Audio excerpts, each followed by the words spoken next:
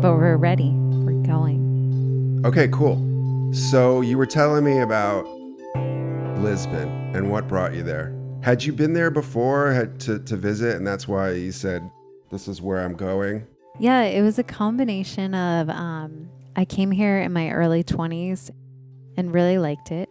And I've played a bunch in like Porto and Braga, but not so much Lisbon. This past month was actually my first show in Lisbon. And it happened just like one of those situations where all the things line up and you're like, I guess there's momentum here. I'm just going to go here. Because it was like a friend moved out of this place in Lisbon and was like, would you like to rent it? And she had sent that to the person that I moved here with. And then the visa process and everything just like was very effortless. So Was it? Well, it is not, but it was at the time that we did it. So that kind of felt like Another sign. A little nudge. Yeah. Yeah.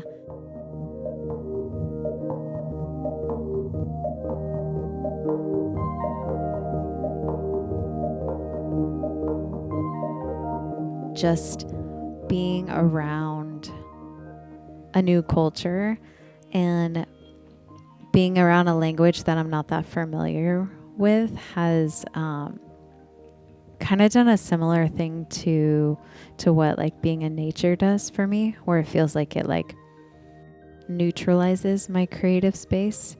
It feels like it's like pulling out maybe familiarity and getting me ready and open for innovation.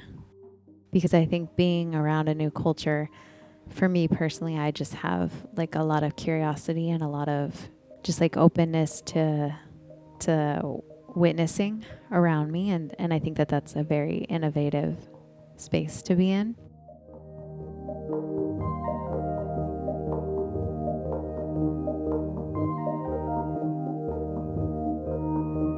So I feel like it's also influencing me to be in a city that isn't so work focused, because I feel like all the cities I've lived in have been in the US, and in the US all the cities are very much about like ambitions, and I feel like in Lisbon the priority is like family, community.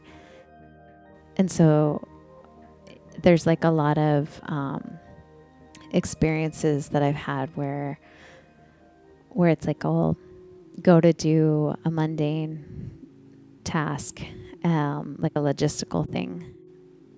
And it's been a very different experience because the priority is like your relationships here. And so like going to the bank can sometimes turn into like a 2-hour adventure because everyone's like chatting with each other. And that experience has really influenced my creativity recently, because I feel like it's like brought me back to something that I experience in nature a lot, which is like openness to spontaneity and openness to experiencing like the presence of the moment.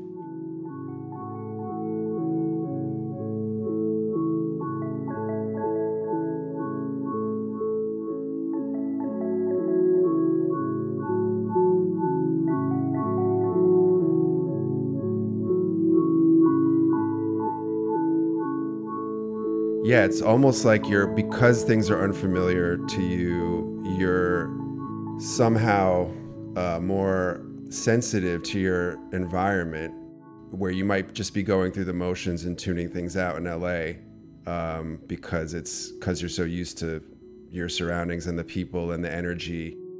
It makes me think of, is it Dave Portman or Dave Portner? I can't remember. The guy from Animal Collective.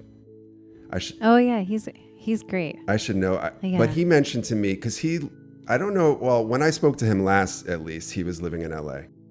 And it's Portner. Sorry. There it is. And he was mentioning something about getting connected with the more coastal environment of LA by the water. And did you ever hear his solo album Eucalyptus? Um, I don't think I have. I'm gonna write It's that really down. beautiful. It's very Yeah. acoustic. It's almost totally acoustic. Yeah. And the acoustic guitar playing, if I'm remembering correctly, kind of came a lot from the energy he was receiving from the ocean, just being in the ocean and just the currents and the waves and the tide coming in and out, and how that he said that was definitely influencing the way he was playing the guitar. I always thought that was pretty interesting. I mean, in LA, it doesn't seem like a place where that would happen that much, right?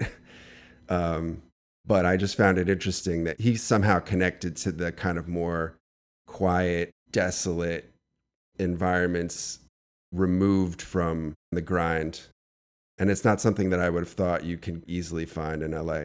I feel like there's a lot of corners that you can find there.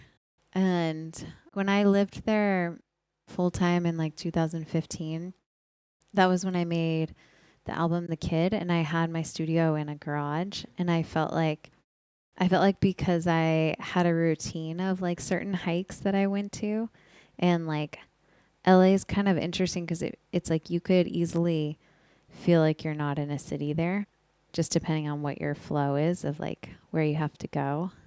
Um, and more recently, when I lived there, I lived in Echo Park, and I found it more challenging to get into that flow. Even though I lived in a really like beautiful, quiet area, it was like a little bit more central than when I lived Altadena area. Right. So where are you now in LA?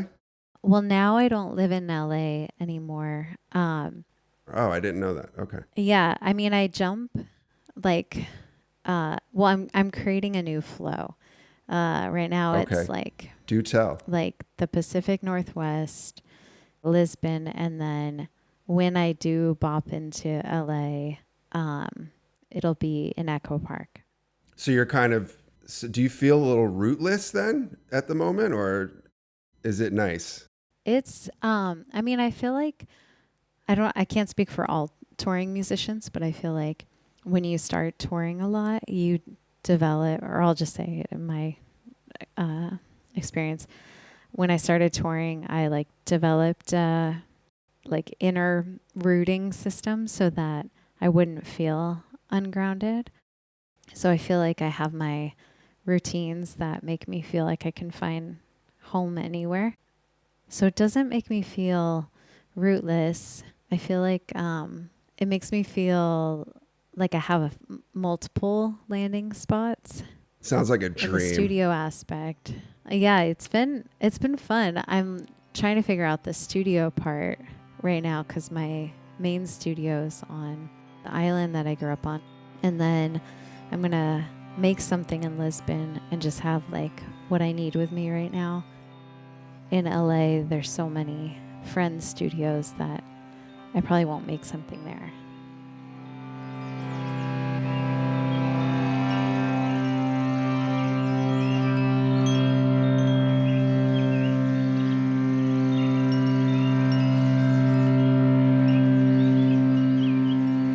Would you say you have a really good memory of like being young? Is it a vivid memory of growing up where you did? Can you, because I'm going to ask you a question about that. Yeah, let's try it. Because I'm curious about how the awareness of sound kind of really kicked in when you were growing up in what sounds like, for me anyway, an idyllic natural environment. Do you remember how that started to develop and what shaped your early experimentation with music that came from listening to what was around you? Yeah, I feel like I'm trying to think about when it like really turned on for me, but I mean, I have a form of synaesthesia. It's not colors and sound. It's like my feeling center in sound. Mm-hmm. So sound was always like very much a strong part of my interaction with the world. At first, it was super overwhelming, and I wasn't a musician until I was a teenager. And the thing that would the overwhelm was to go and sit somewhere in nature and try and like hear nothing. But whenever I did that, it was like the opposite. It was like, oh wow, I can like really hear.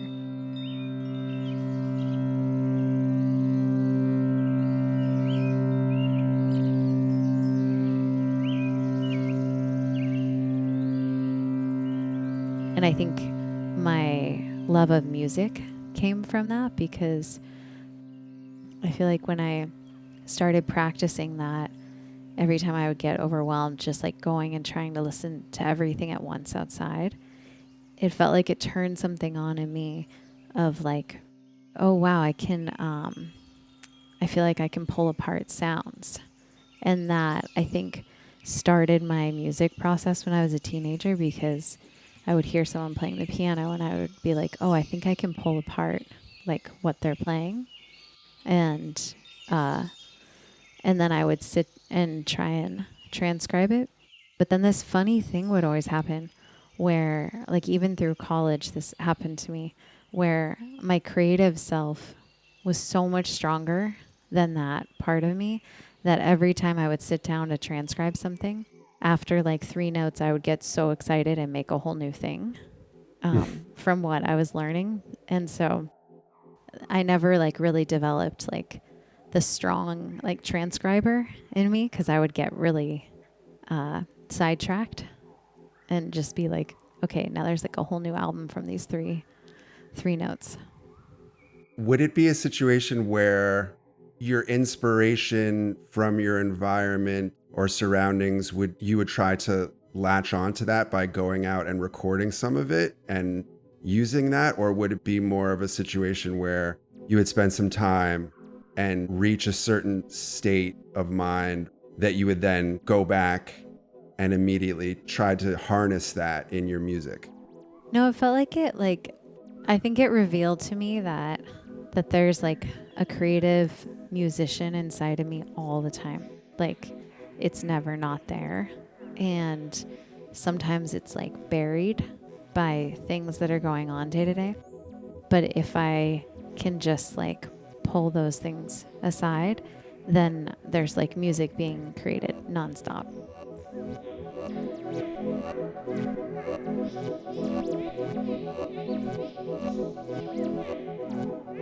And I think that was really important for me to discover when I was a teenager, because it gave me a sense of stability of like never being worried that I was not going to have inspiration or not like have anything to make.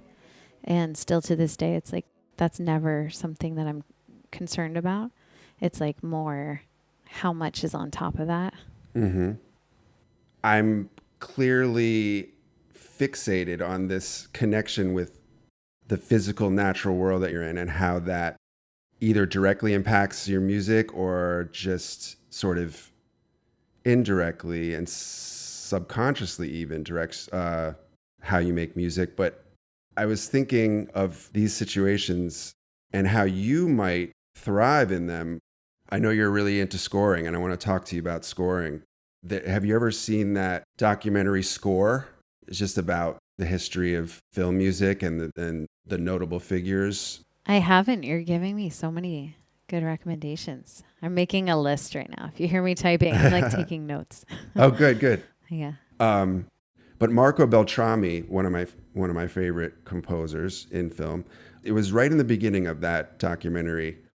He set up an antique piano in Malibu, and there was a water tower or water tank or something that was across the valley from where this antique piano was perched up on a hill, and he extended wires or connected wires to the piano and extended them across to the tank, the water tank.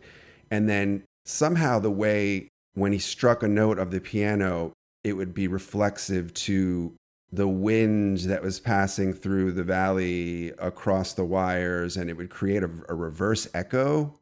Anyway, really fascinating. Based on what I know about you and where you grew up and you're being kind of especially attuned to your surroundings, it seems like this would be like really fruitful space for you to try to experiment with your own music. Yeah, I feel like I do in a different way. I don't I don't use field recordings or like incorporate the sounds of it, and I try and not like replicate it, but it's almost like translate it to the synthesizer and like my voice and different things to create environments with the instruments that I have that are inspired by environments that I've been in.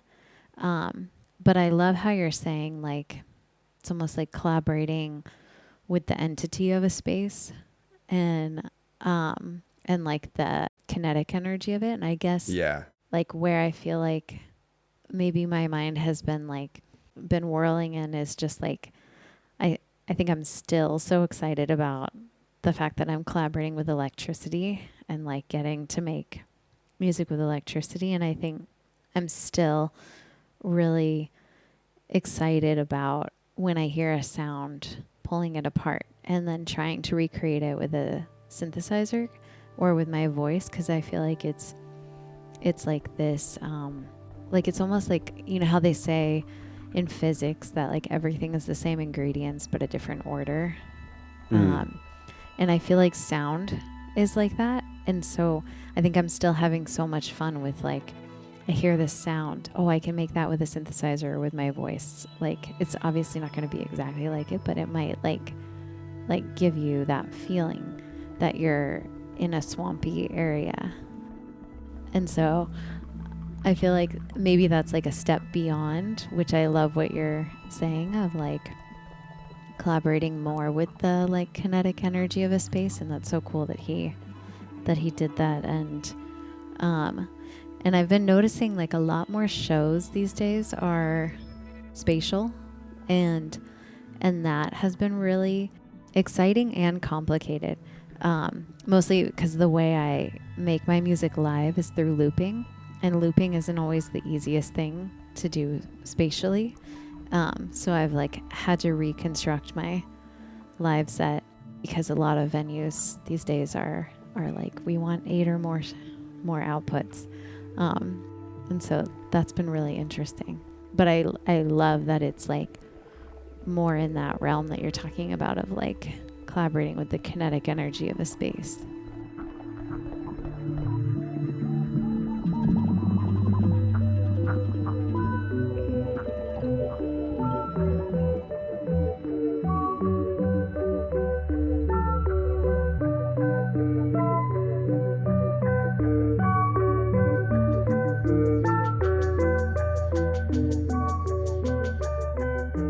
And I feel like I'm my most comfortable when I'm alone in nature. And so I feel like that's kind of the thing that I always bring in to my music is the friendship that I feel when I'm alone in nature.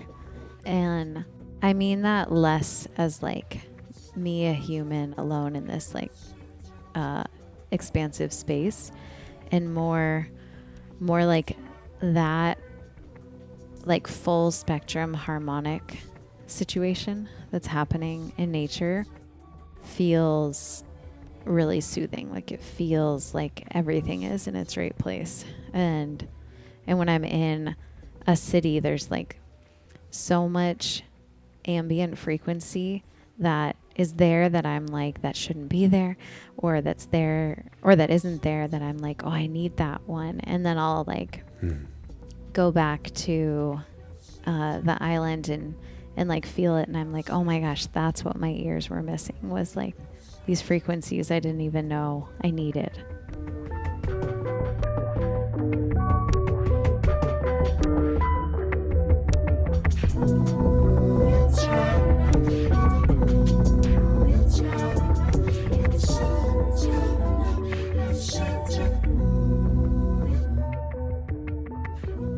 I was going back and listening to some film scores that used modular synth or some early vintage synth or combination of modular and other vintage early synths. I guess Goblin would be a good example. And like, did you ever see Suspiria? I did. Yeah. Yeah. The manipulation of vocals in that is so creepy. And I guess there was a cue called Size. And the way that it started was this very warped, spooky kind of collection of people sighing and making that into a cue. Like when you saw that film, is that something that stood out to you? And did you even know that they were using modular? Yeah. I feel like there's been quite a few film scores. Like I remember when I saw Arrival, Oh, that one yes. One really, of my favorites. yeah, yeah, that one impacted me. And this isn't modular, but that movie Birdman, the use of like space in that film score really impacted me as well. Yeah. Um, where I still feel like I haven't heard that many film scores that utilize the like full surround sound in that way. Mm-hmm. And it really psychologically like plays with you when you're watching a movie. And I mean, I know a lot of people aren't going to theaters as much, so I know that's like a different thing, but it would be so neat to like with people starting to experience spatial sound as like more of a form like an experience and entertainment like at shows. And I feel like there's a lot more places like Audium and like situations that are solely for experiencing spatial sound. I feel like if more film scores used that, like it would maybe be like more of a full experience. But I could be totally wrong. Maybe there's so many and I just haven't seen them. I just like really remember that film. I was like, oh, finally someone's like really playing with this. And it worked with because you have these one shot tracking shots of the characters through that film. So it's like that. I have to go back and watch it and listen to it now that you mention that, because it's, I guess that would seem to really fit so well with the first person perspective of somebody walking through a theater. Yeah, And totally. right. So yeah, now that you mention that, I'm going to go back and check that out. But have you? I mean, you haven't done that much scoring. I watched Duck Butter the other day, actually, um, and that was actually that was Duck Butter was music that was already that was pre-recorded, right? That was from Tides, correct? Yeah, that one wasn't a score. That one was using like different pieces of music that already exist. And I've done a fair amount of scoring, I would say more in the game world and in the commercial world and in brands. And then I've done 2 features and then like maybe 10 or more short films. Um, Okay, right. and I would say the most experience that I have is in the commercial world. And and that's actually a world where I feel like people want revisions so fast and like so and like a lot of times it's like not so much sensitivity to the art, more just like need this thing now. Yeah. And I've been really lucky with like the directors that I have collaborated with. They've been um, they've been just like really wonderful to work with, and I really like to put a lot of intention into making like a good relationship with whoever I'm working with, whether it's like for film or any collaboration, because I think that that really depicts how the flow is going to go.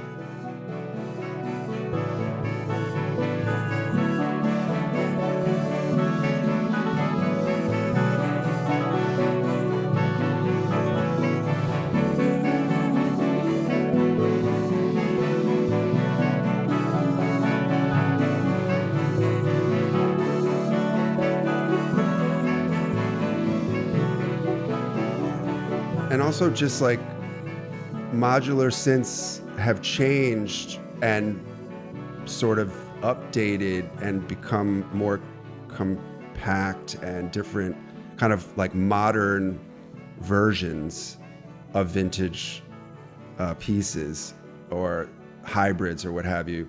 I remember talking with Kyle Dixon and Michael Stein.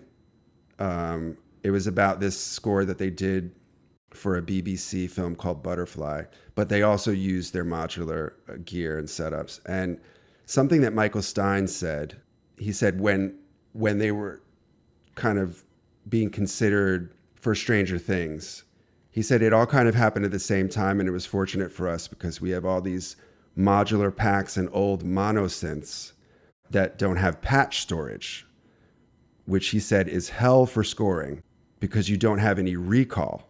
He said, but then we went out and bought these new Dave Smith polysynths right when we got the Stranger Things gig.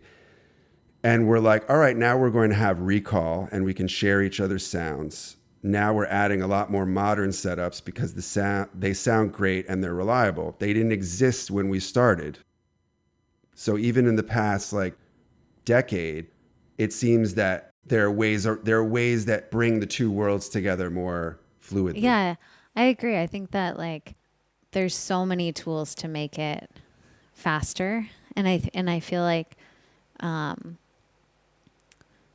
think the hope is always that if someone is coming to hire me, or if I'm gonna get a scoring job or a collaboration, my hope is that they're coming to me for the music that I make rather than the tools, because I feel like there's so many people who can use the tools, and so I think it hasn't come up so much that conversation of obstacles of the tools, because I think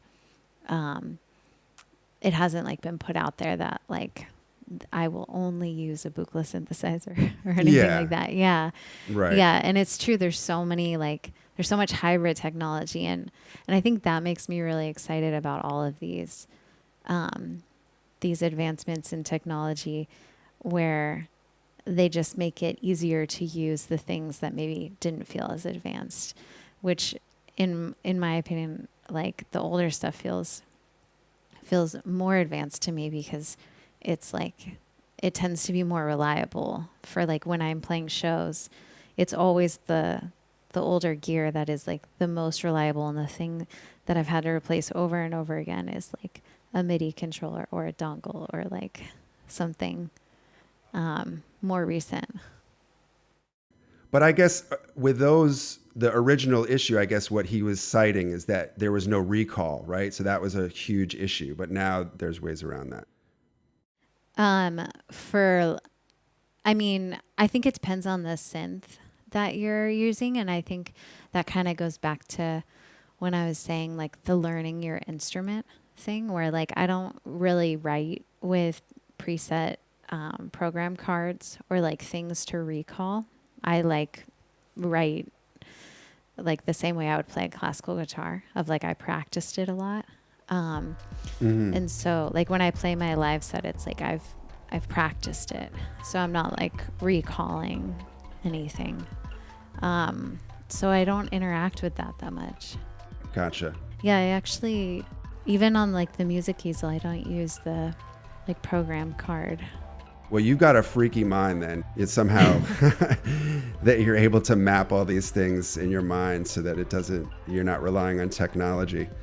I feel like that's martial arts teaches that. Or that's what I always credit it to, is martial arts. What do you are you a martial artist? I studied martial arts, and I feel like that developed such a strong sense of practice in me, and a deep love of muscle memory, and that nothing is fully stable until it's in muscle memory. And so I put a lot of emphasis before a show, or in the beginning when I was learning synthesis, or kind of when I'm learning anything, it's I do it every single day for over a year so that it gets into muscle memory, and then I'm ready to interact with another person with it.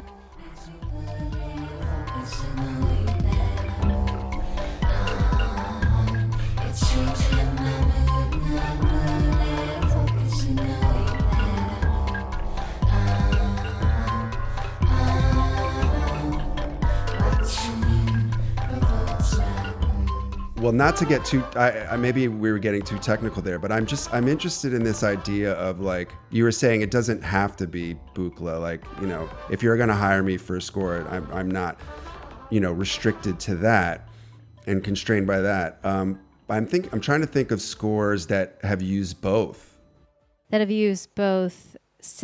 like orchestration and synth, Oh, there's. like, or modular synth specifically. Yeah. I mean, I feel like Arrival does that. Like, I think like Joe Trappanese does that a lot. And I think Max Richter does that a lot.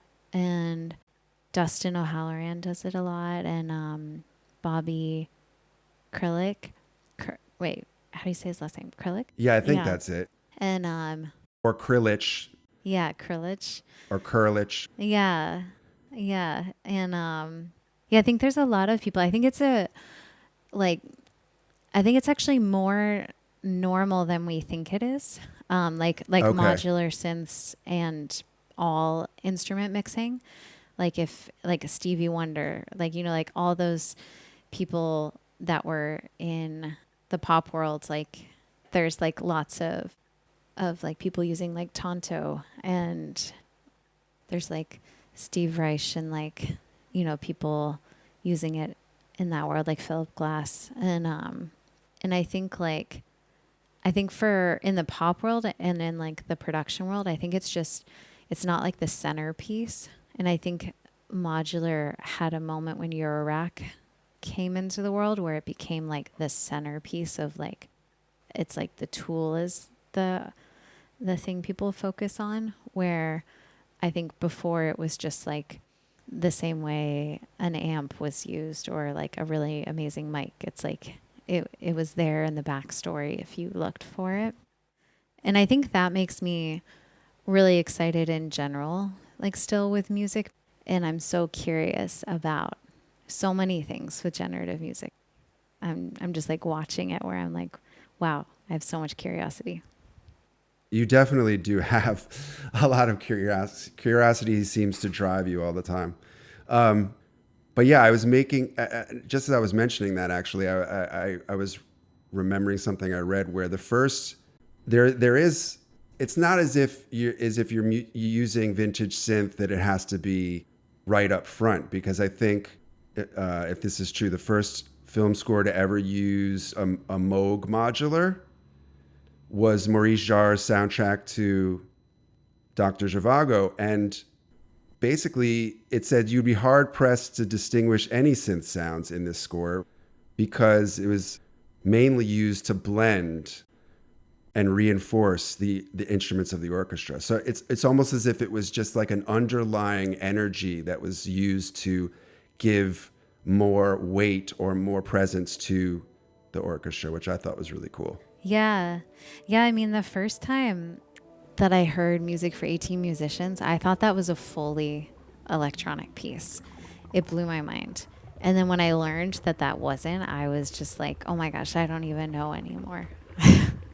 And I think that makes me so excited in general about the way that all instruments are blended, because I feel like it's like an orchestra expanded. It's like everything can blend together with the right glue and just like be experienced, and it doesn't have to be like differentiated.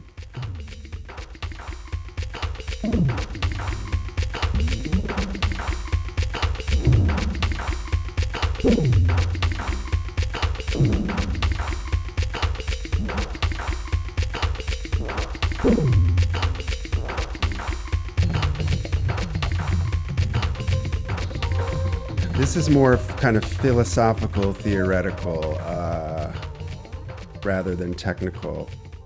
I think this is connecting, you know, the way you approach music to specifically film composition. And there was something, you've described the agency of sound and music to give meaning to ambiguity. You know, the in-between places where most of our feelings and emotions kind of reside, right? There aren't black and white, isn't always definitive. And, you know, you've equated music to poetry in the verbal form, where much is open to interpretation and not much is explicitly direct. And this way of thinking, the way you've talked about these things, does mesh, in my mind, with the theoretical purpose of film music, because it's giving color and clarity and meaning to the in-between kind of unspoken territory of a story being told visually. Yeah. Yeah, I feel like it's funny. I say this thing all the time, or I've said this ever since I was like a little kid, and it's only recently that people have started like pointing it out to me that it's like not a normal thing to say. And maybe this is like where the synaesthesia thing is, of like where there's like sounds that are felt and not heard, or there's sounds that are heard and not felt. And I feel like in film that is such a important role, because there's like psychosomatic aspects of music where you're just experiencing feelings. Like I know the military uses that all the time for simulation of like emotion training, and I think it's like just a very big part of our world. I remember there's like a little book that I wrote called Somatic Hearing that's like all about my inquisitive journey about psychosomatics. And when I was writing that, I was reading about how a lot of times in places of ghost sightings, there was a natural phenomenon that was also found there of a sound frequency that we can't hear, that the earth is creating, that gives people like kind of this like spooky feeling. And I think that stuff is really fascinating.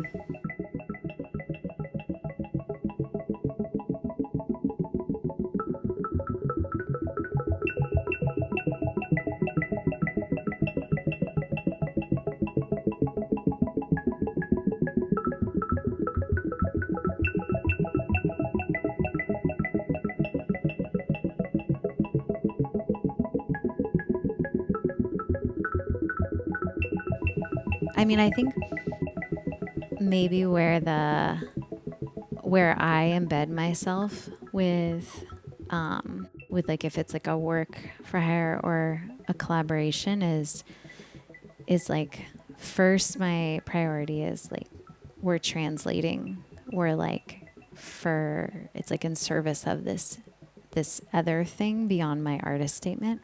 Then like where I embed myself is like there's so many complex aspects to feelings that like if I were making a disturbing film score, it's like there's also a lot of polarity in disturbance. Like I think what makes something so psychologically unnerving is actually the things that are like the questions of like, wait, does this feel good? Like, does this, like, there's like a lot of polarities that make it extra.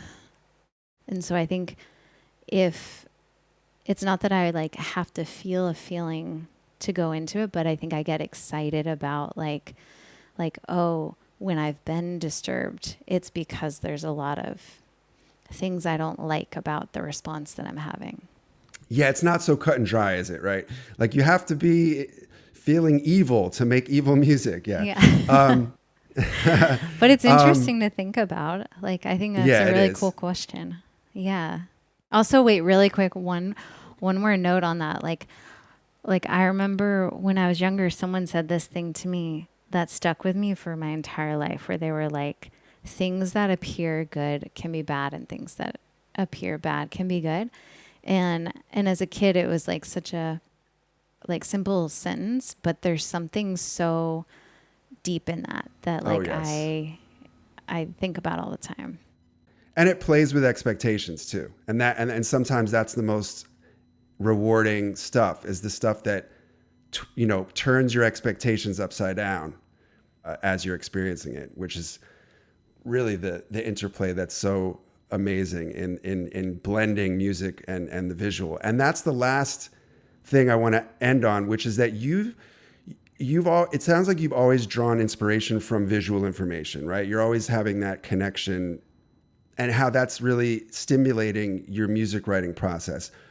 But there are situations in film music composition. They're not often, but they do come up where composers will be writing to a script. They're not writing to picture. They're not writing to something that they're visually taking in, but they're writing to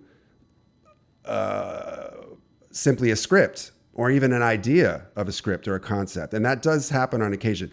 Do you think that being somebody that it seems like you're so inspired by what you're looking at or what you're seeing visually and how that translates into what you're making musically, would that be particularly challenging when you don't have picture to write to in the film scoring sense? Or is it something you'd say, oh, I want that challenge. I actually don't want anything visually to base my music on? I mean, it's more that I'm like a visual person, like there's visual responses in me all the time. But I've done projects before where there isn't like a visual thing to respond to. And I would say like more so than anything, whenever I interact with another person, like for collaboration or work for hire, I spend a while getting to know them and what they're wanting out of it, because I feel like ultimately that's my role if I'm getting hired, is to like translate for them. And so, or to bring something that like they didn't know they wanted, or, you know, to imagine it for them or with them. And so I think like a lot of times that comes out in like a verbal way, or it's just like getting to know someone's feeling or to understand like, why are you making this? Or sometimes it's none of that. And it's just like a process. And I think I have a lot of patience for that. Like sometimes you don't know, you just have to like start working on it. And because that's how I work in my own music, when it happens in film, I have a lot of patience with that, because I'm like, oh yeah, I know. Like sometimes you think you want that and then you find out you're like, actually, that's wrong. That's just like how it works. Yeah. And sometimes you're making a cue for one scene and it ends up in an entirely different scene because of just how it fits in there. And what I don't always remember is going on is that you're not writing something one time and then putting it in. Oh, that's the cue for here. It's like there's an interplay, there's a back and forth. Well, that's getting there, but it's not quite there. Can you try?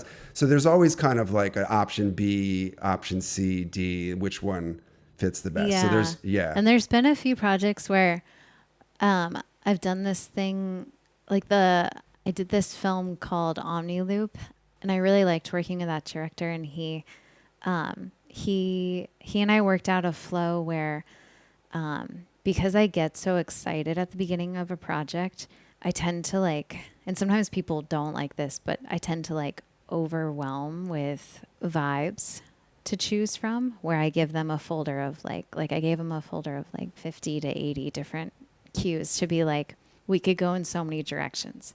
And just to see like what he naturally gravitated towards. And of course, some people are like, no, I'm coming to you because I want you to decide. And then that's totally fine. It's like choose your own adventure at each thing. But what he really liked was having a lot of pieces for him to edit the film to, and for him to play around and move them around, and then come back to me and then be like, okay, we're going to use these pieces. Now we have it like an edit kind of there. So now can we finesse the transitions? Can we change the key? And that was also a really neat way to work, because it felt like, I think he maybe enjoyed that collaboration because he got to like feel like like a composer in that. Oh yeah. And I think that's a neat thing. Yeah, the collaboration. Well, thank you for your time. I hope you get more opportunities to score for features. I know that you want to do that more, and I hope that that's something that, because I think this is really interesting potential with the kind of music that you make to work in film, and even in ways that are counterintuitive to what people expect of your music. So I hope you get more opportunities to do that. Oh, thank you. I appreciate that a lot. And thanks for taking the time to chat.